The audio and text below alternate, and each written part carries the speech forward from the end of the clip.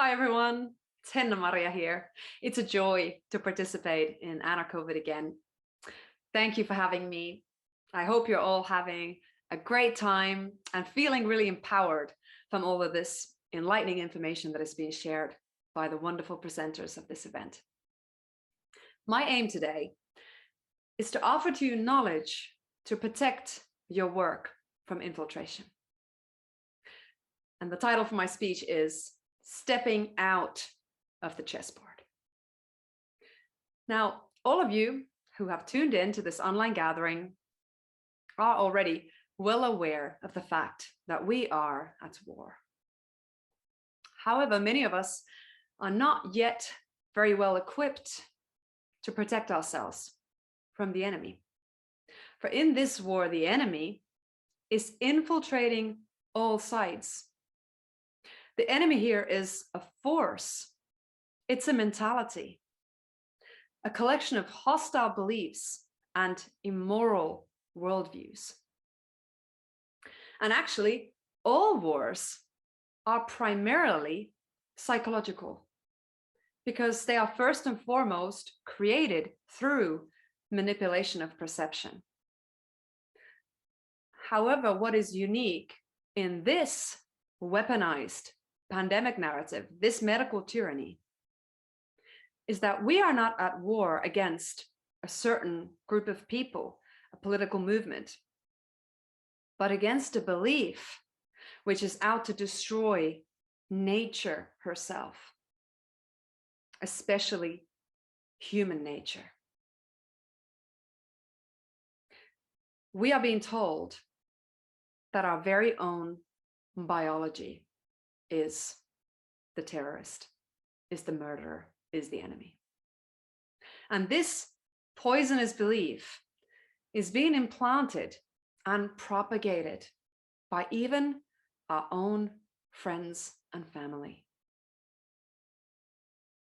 So in order to completely liberate ourselves from this inverted worldview, which is ushering us towards total disconnection from nature and total fear and hatred and denouncing of nature, and towards an empire of machines, transhumanism, we must be able to recognize the mental ingredients which have taken us this far, which have been keeping us on the chessboard of these psychopathic dominators of our world.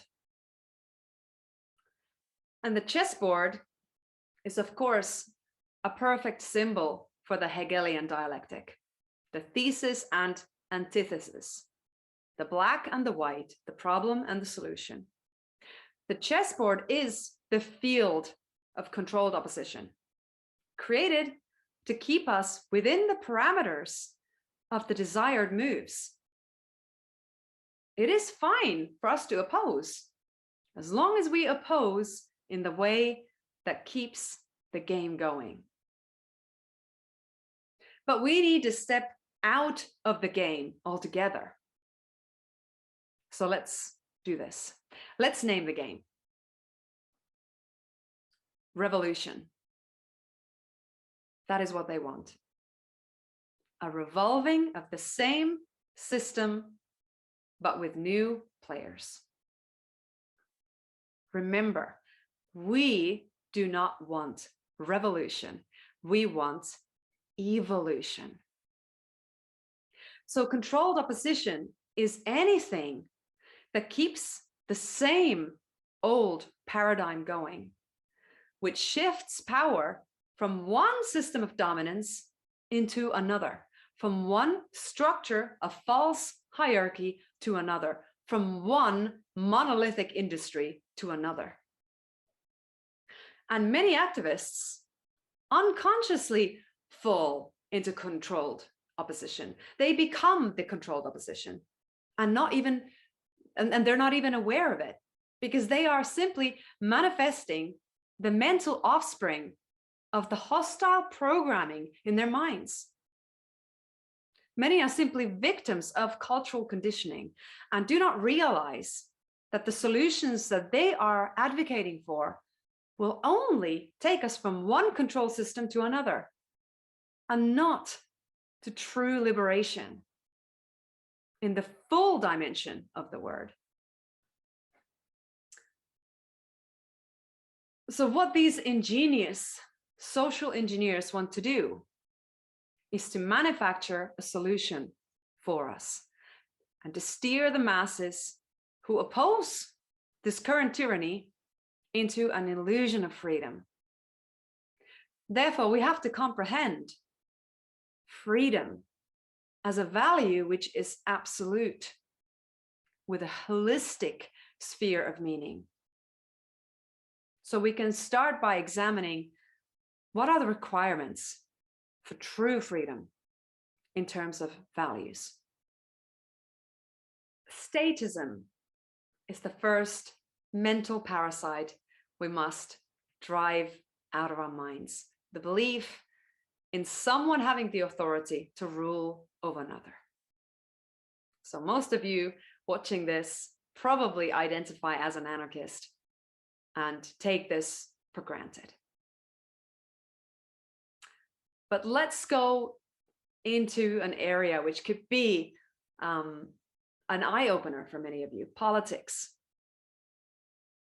Okay, so how does this fit in to the paradigm of solutions in this time where freedom of speech is being annihilated?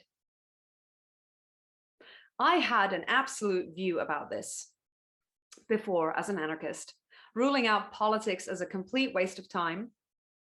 But I must say that during this pandemic, I have come to see political advocacy as a possible strategy for forcing certain topics into the public narrative. So those who believe in true justice should advocate for sovereignty and teach natural law, even in their political campaigns, if they want to use that avenue to get their voices out. But I am highly skeptical that bringing anarchistic and voluntarist views into political dialogue would actually lead to any kind of political reform of the system. But it could certainly raise awareness.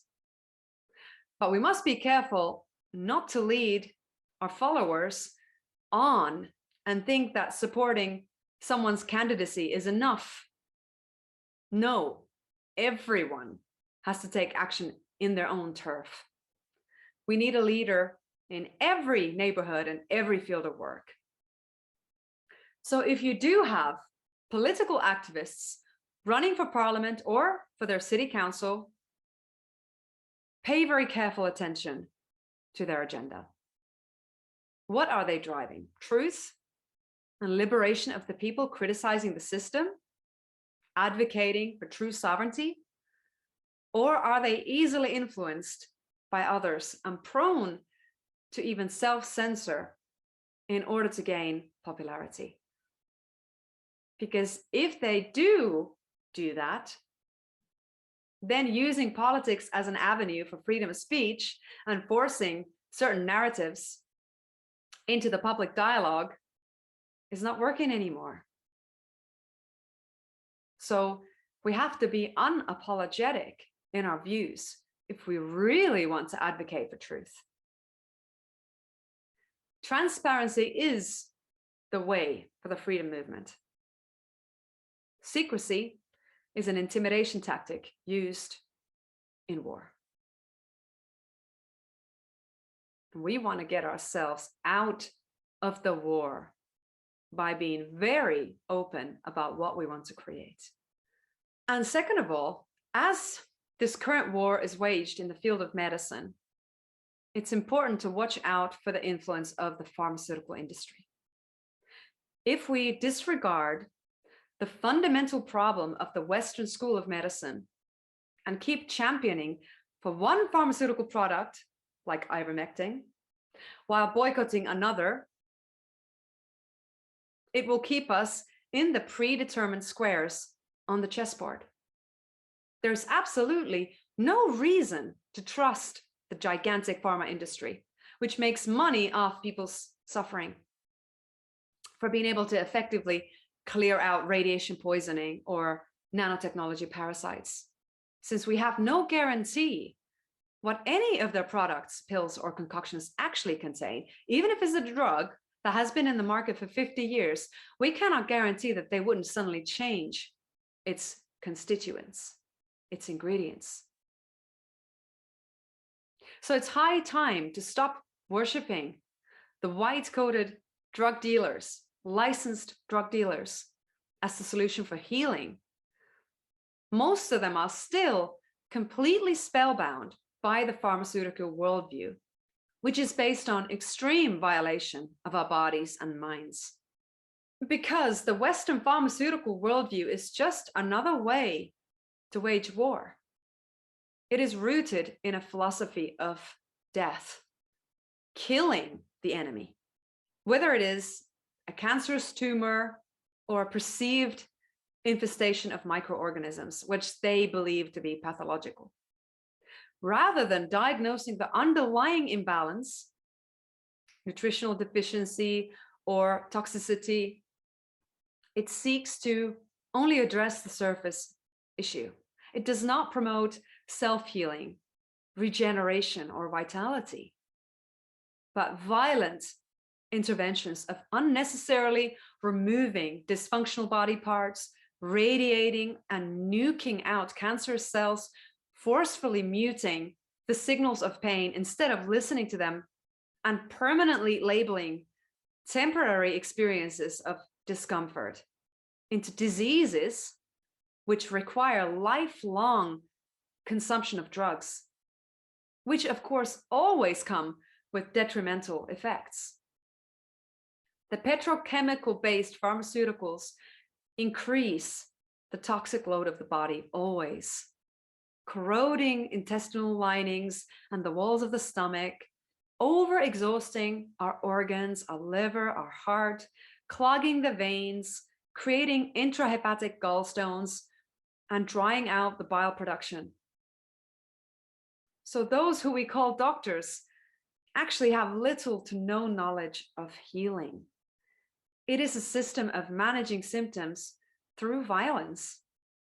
The worldview of Western medicine, so-called medicine, pharmacy, is actually equal to statism. Therefore, be aware of the advice of pro-freedom doctors who do not question the fundamental issues of the Western medicine and who keep the fear of viruses and germs alive. At this point, any doctor with true integrity should be aware of the fact that iatrogenesis, meaning death by modern medicine, is one of the top leading causes of death in our world. So they should be onto this, and they should be warning about this and moving away from promoting pharmaceuticals. We need to start listening to the real healers. And by that, I mean natural medicine practitioners, naturopathic doctors, nutritionists, herbalists, osteopaths, chiropractors, homeopaths, acupuncturists, iridologists, practitioners of Ayurveda, Chinese medicine, traditional Amazonian plant medicine, ancestral healing arts, and so forth. If we have people suffering from poisoning or nanotechnology parasites, what are the natural remedies and treatments that we can promote? Because there are many. Just as a very few, just as few examples. For poisoning, for instance, we have zeolite minerals, vitamin C, and ozone therapy, and iodine, liquid iodine. For parasites, we have cat's claw, Artemisia annua, and neem. So in order to get out of the old paradigm of allopathy, genetic manipulation, and pharmaceutical dependency, we must bring together the knowledge of the Western trained doctors and the natural medicine healers. We can unite the diagnostic skills and the technology of both in order to truly be in service to the people. If it's all about healing, then we have to step aside. If it is all about being in service to the people, then there should be no competition. There should be a genuine desire to learn what is best for the people. It's time for the doctors to step down from the pedestal of academia, this perceived supremacy and hierarchy, and recognize that there is absolutely priceless wisdom in the natural medicine field, and begin to collaborate. This is evolution. Another crucial element of the current globalist coup is the rapid rollout of the surveillance state. We have QR codes, track and trace apps, COVID passports, facial recognition cameras, and an entire network of 5G towers being erected everywhere. All of this is being sold to us as the necessary infrastructure to be able to provide services to the 21st century consumer. Do remember, though, that there is already 6G in development. It's not ending here. And this rising technocracy has no other meaning than creating a system of digital slavery. The adoration of artificial intellect is a trap, and we must recognize it as such, for it stifles the development of human consciousness. And I refuse to call it intelligence, for intelligence contains the generative principle of natural law: care, creativity, intuition. Intelligence cannot be manufactured. And thus the human potential for consciousness can never be matched by the machines. What does not originate from nature is void of spirit, and that is the ultimate consciousness. So any leader, guru, or self-declared master promoting the development of brain interface technologies for human evolution is most definitely in the pocket of big tech, and is actually championing the development of technocratic totalitarianism and the next generation of human slavery. In a reality where free energy is available and the technology to harvest it is already in existence, the monstrous push for huge land masses to be covered in solar panels, like here in Andalusia, south of Spain right now, for so-called sustainable development and green energy, is just another hideous fraud. Be aware that these technologies are not actually green, that they exhaust our resources in a horrendous way, and that the ingredients that are used for these panels, for instance, are very difficult to recycle after. They're toxic. So this is not true sustainability that is being promoted when we promote entire land masses to become the solar banks of nations. Also, watch out for those who purport environmentalism, but pay no attention to genetic modification of crops and foods. How could we profess to care about ecosystems if we poison them with genetically modified seeds, toxic household products, pharmaceuticals, and chemicals? Watch out for those who claim to care about nature and sustainability, but do not advocate for food sovereignty, permaculture, food forests, and clean water. And watch out for those who talk about protecting the earth, but never raise their voices to oppose non-native EMF radiation and the development of ever more invasive technologies and masts everywhere, which are having a devastating effect to insects, the animal kingdom, and plant life everywhere. Watch out for those who talk about social justice and equality, but do not reject weapons production or war.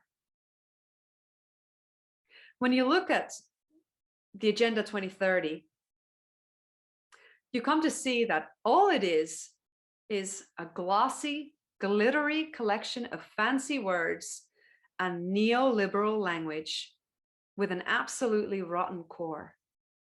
They speak about equality and peace to create the illusion of noble projects, when in fact their agenda is the recipe for total domination and control of all life. Many social movements have become hijacked and are being steered under the tentacles of this agenda, Agenda 2030. Even the animal rights movement, which is all about, should be all about, promoting compassion, harmonious living with all life, and freedom to all beings, is being hijacked by the climate movement and the transhumanists.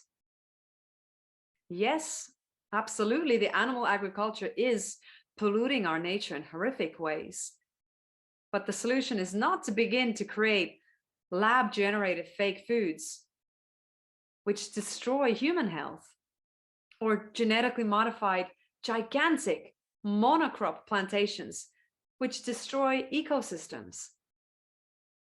We can practice veganic, regenerative farming and grow our own food. That is again a way out of the chessboard. Unfortunately, a large number of vegans have also drunk the Kool-Aid of the overpopulation narrative and are directly playing into the agenda of the eugenicists by advocating for abortion, not having children, euthanasia, and even suicide. Rather than returning to harmony with nature and ending mindless consumption, they believe humanity is the virus, which must be eradicated from the earth. Rather than healing our human family, they believe the solution is to destroy it, to make it go extinct.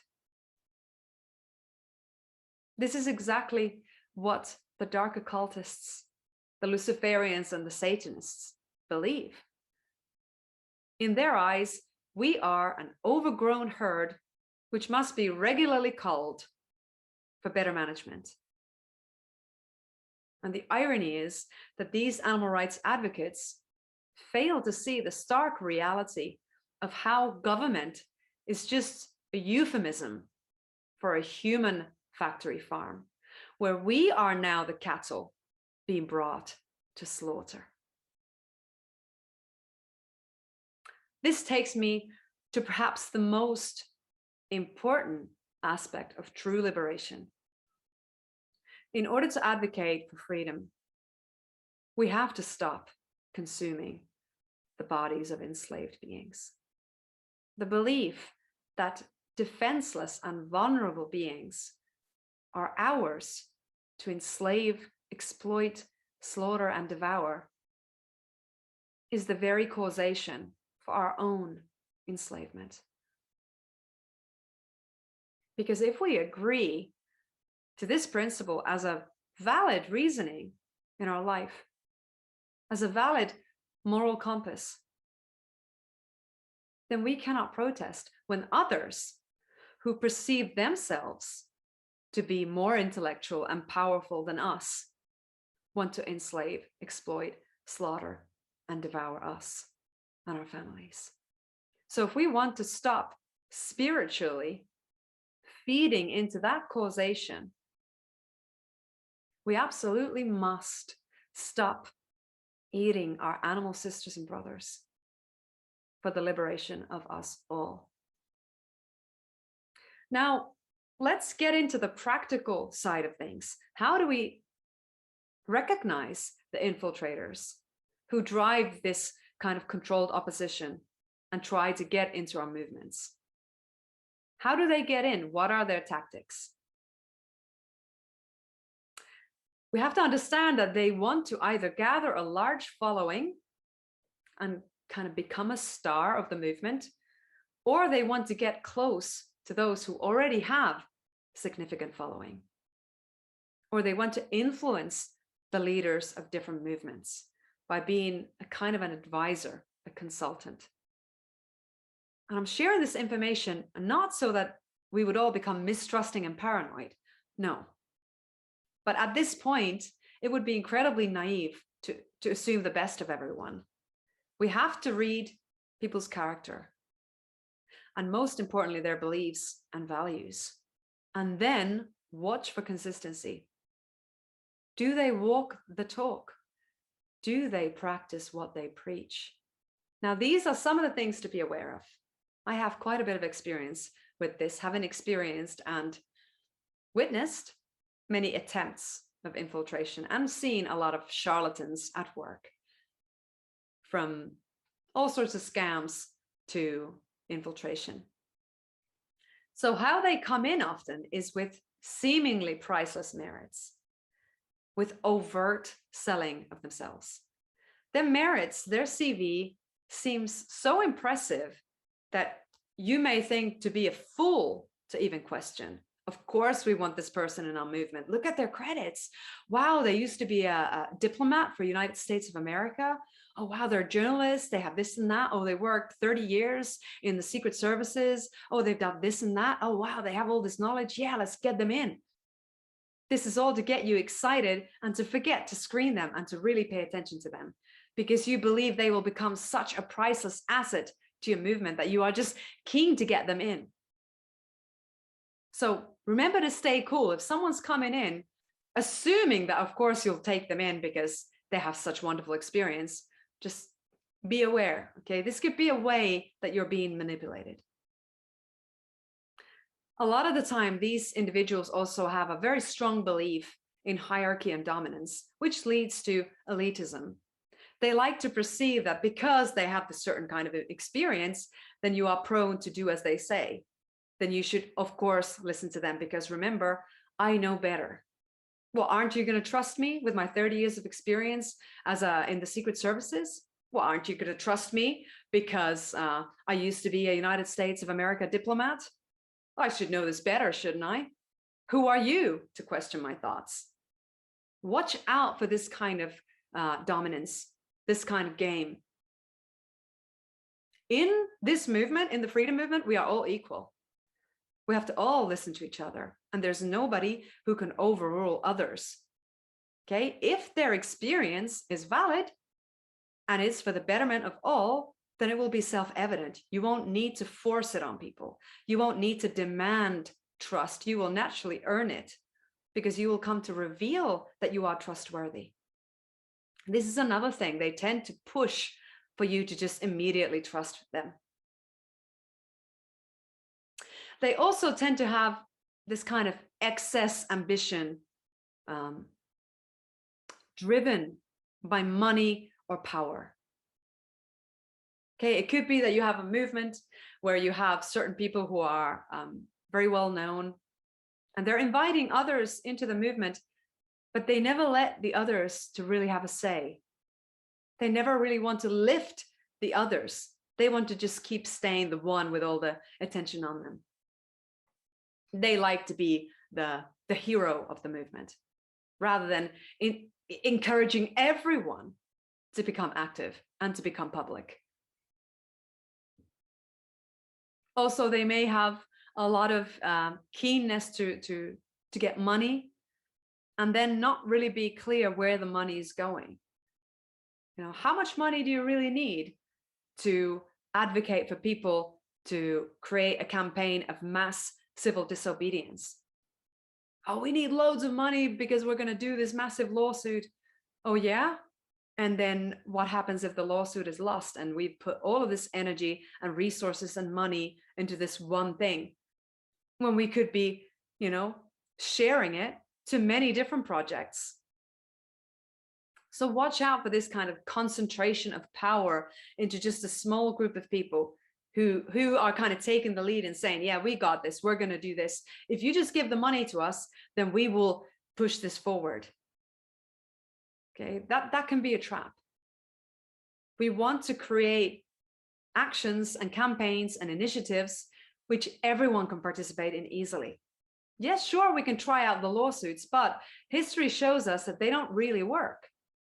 Even the Nuremberg trials was just a PR stunt to move the criminals from one country to another. So we have to be aware of this. You know, the lawsuits may not necessarily serve us in any shape or form. How do we learn to live outside of the system? How do we empower ourselves? How do we create community and a parallel society? How do we resist the tyranny in our everyday actions? How do we support our local companies, shops, and restaurants to stay open? These are the kind of crowdfunding campaigns that we can do that go to a real life solution. And of course, a very important thing is their character. The best agents of controlled opposition, the best infiltrators, will come out extremely charming. They've been trained to speak in a way that you almost never get into arguments with them, because they just say yes to everything without actually doing what they promise to do. But they avoid conflict by just being the good one, saying, yeah, sure. But then when you try and chase them for what they promise to do, that they cannot be found, they can't be reached. And also watch how they speak when you disagree. If they have this illusion of infallibility, that somehow because they have made the following, they are the big star, they have 50,000 in their Telegram group, then they cannot be criticized, they cannot be disagreed with. Watch out for that. It's one thing to know where you stand and talk about that and defend your stance. But if you become hostile and start shaming others, attacking them, shouting at them because they are disagreeing with what you believe, then there's something really wrong. These are narcissistic traits, egomaniac traits. You cannot have an egomaniac leading a movement for people's liberation, because they will always have an ulterior motive. So watch out for that. Is there enough mutual respect between the two of you that you can easily have a dialogue about things that you disagree with? Not to go into debate or argument, but to examine different viewpoints, different perceptions, and then come to a conclusion which is best for everyone. So freedom is king. If that is what we want to create, we have to put our egos aside and be willing to hear the other perception. And look for transparency. Are they being completely transparent with themselves? We have absolutely no reason to hide anything from each other in the freedom movement. You know, I have experience with this. People not even willing to say where they're from, lying about the origin of their accent, or not sharing where the money of the movement is going, how much there is, how many donations are coming in, and where is this money going? What is the ultimate agenda of the movement? What are the board members connected to, the leaders? What do all these different connections mean? We should have absolutely no reason to hide any of this if we are on the side of love and liberation and peace. So demand transparency from the people that you collaborate with. Another way to swim into the field of trust of someone in a sly way, in a manipulative way, is through flattery. Okay, keep this in mind. This is actually something I learned with the indigenous. In their culture, in the Shipibo culture, overt flattery and complimentation is a way to manipulate. They believe that it means that someone wants something from you without being transparent enough to ask you for what they're looking for. But it's a kind of an emotional manipulation. And it's easy to do. You shower someone with constant compliments and it lowers their guard and makes them much more prone to like you. And again, not fully screen you and check for consistency of your words and actions and want to know where you're coming from, your beliefs, your values, because you already like the person because they are so nice to you. Okay, the bad guys don't wear black with horns coming out of their heads. They're the most charismatic people because they seduce their way into power. Of course, you have some good ones out there also that are recognized and are championed and are loved. But there's a difference, okay? Normally, the ones who are out to get the fame for themselves don't work a lot to lift others up. So watch out for this kind of flattery. Sometimes, of course, there are also people who in their character, they compliment people a lot because they lack a lot of self-worth and self-love. So they are unconsciously looking for acceptance and love and adoration through complimenting others a lot in hopes of receiving the compliments themselves. But this is easy to spot. Is the flattery coming out of insecurity, or is it coming from manipulation?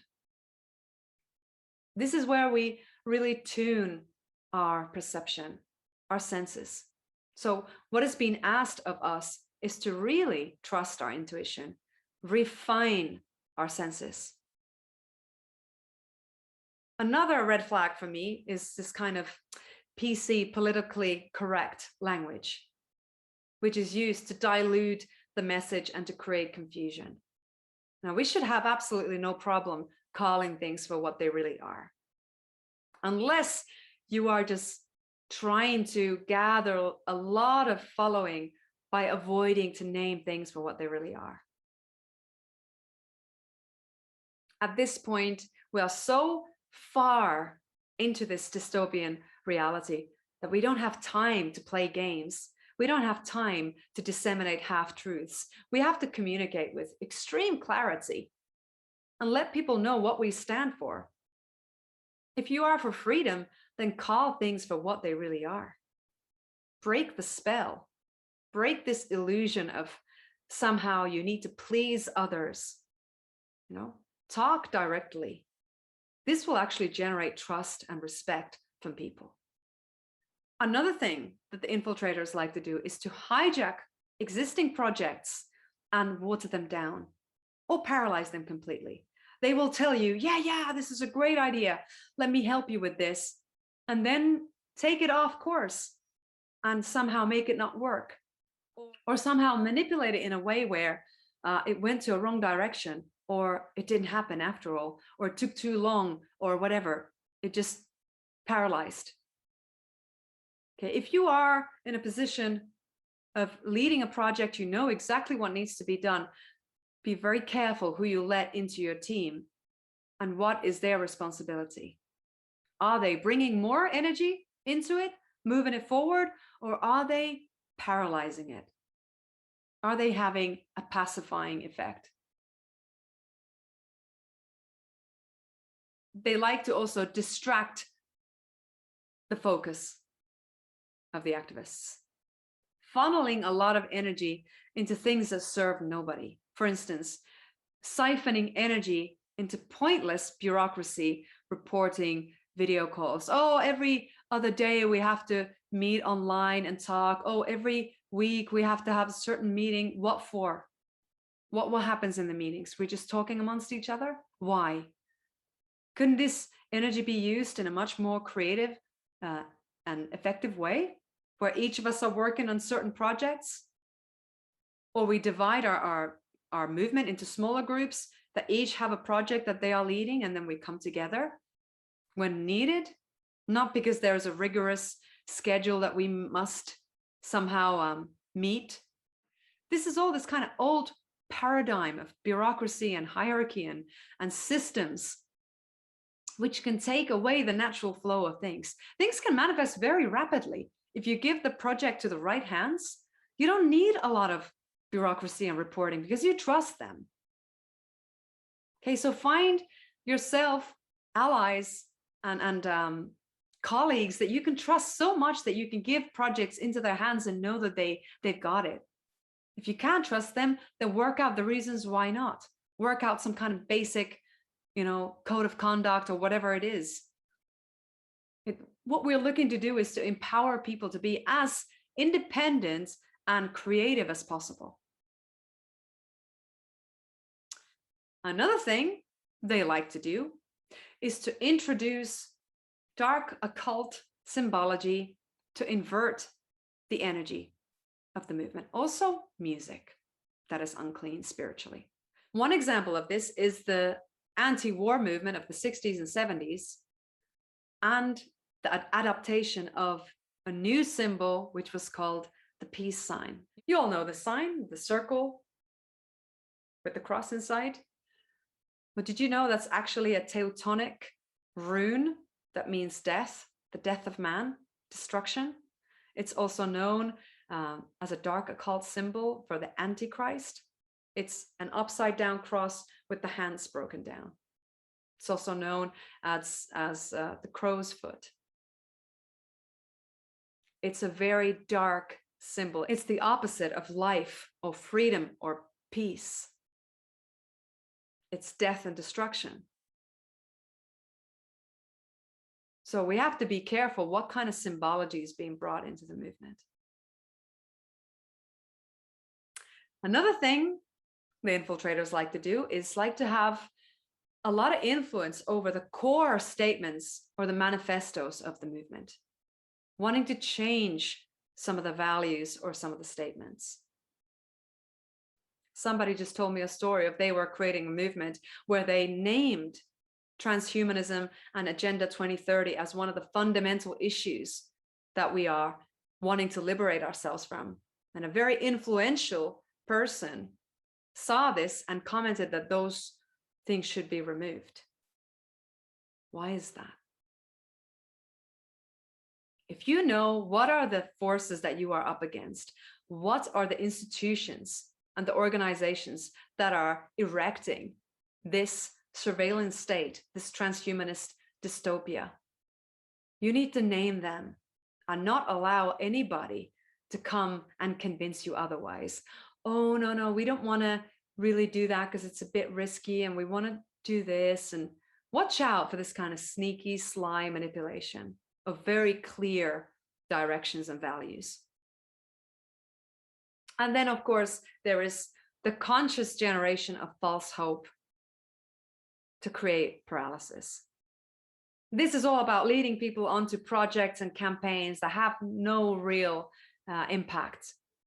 Constant desire to create some kind of huge demonstrations without a clear message, without an agenda of what we do with this demonstration. What is the empowering effect of this? Do we share information and leaflets with the public so that when anyone comes across with us, they will leave enriched with information? Do we talk amongst our groups to have a very clear moral alignment?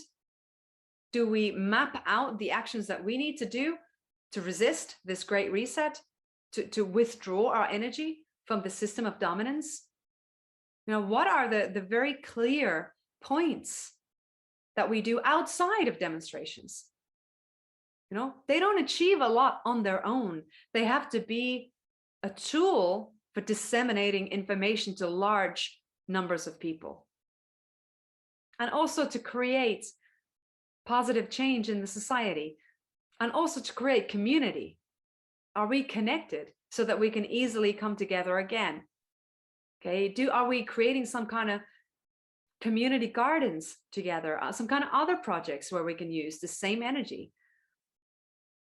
There was a wonderful example coming from the Netherlands where our Police for Freedom chapter gathered their troops together to get money and goods for the people who were suffering from the recent floods in Limburg. They organized truckloads and busloads of equipment, blankets, buckets, other necessary things, clothes for the people who were devastated from the floods.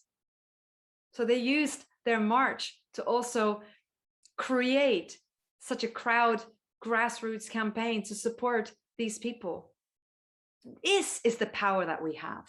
This is the real force where we can move mountains. Let's not go into demonstrations and attach some kind of condition that after this, the world has to change. No, we have to realize that this is a marathon, not a sprint. But what else can we do with this amazing movement that's being formed right now? What other beautiful projects can we create? What other beautiful acts can we take together? What kind of initiatives and campaigns to empower our communities and to create unity with the local people. So to summarize everything, one of the immutable principles of natural law, perhaps the most important one for the activist to understand, is the law of cause and effect. As we sow, so shall we reap. The one who consciously endeavors to create harmony has to learn to read reality and the mental reality of the people they collaborate with. We must learn to accurately diagnose the causes of our manifested reality. Instead of being an eternal victim of the effects which we unconsciously generate, the activist aims to become the cause, the positive cause, the agent of evolution, healing, and creator of harmony. In fact, the lack of spiritual comprehension of reality is often what leads people to narrow and superficial thinking and falling victim into infiltration. When you go deep enough into observing anything, into studying anything, you will eventually find God and the manifestation of his law, natural law.